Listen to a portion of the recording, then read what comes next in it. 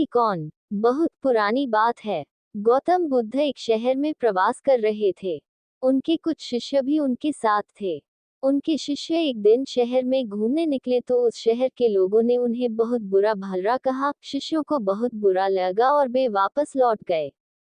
गौतम बुद्ध ने जब देखा कि उनके सभी शिष्य बहुत क्रोध में दिख रहे हैं तो उन्होंने पूछा, क्या बात है, आप सभी इतने तनाव में क्यों दिख रहे हैं? तभी एक शिष्य क्रोध में बोला, हमें यहाँ से तुरंत प्रस्थान करना चाहिए। जब हम बाहर शहर में घूमने गए तो यहाँ के लोगों ने बिना वजह हमें बहुत बुरा भला कहा। जहाँ हमारा सम्मान न हो वहाँ हमें एक पल भी नहीं रहना चाहिए।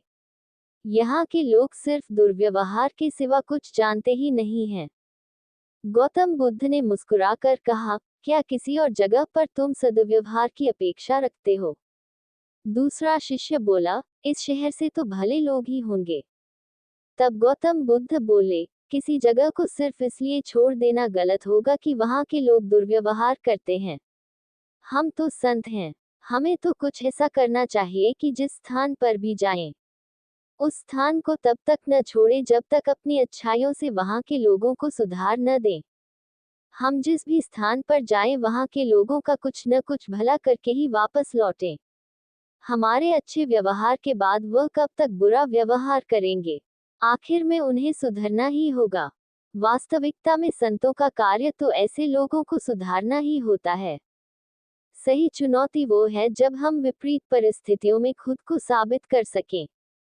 ये सभी बातें सुनकर बुद्ध के प्रिय शिष्य आनंद ने प्रश्न किया, उत्तम व्यक्ति किसे कहते हैं?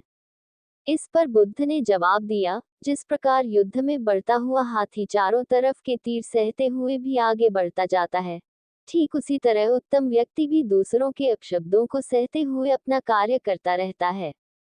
खुद को वश में करने वाले प्राणी से उत्तम कोई और नहीं हो सकता। गौतम बुद्ध की बात शिष्यों को अच्छी तरह से समझ में आ गई और उन्होंने वहां से जाने का इरादा त्याग दिया।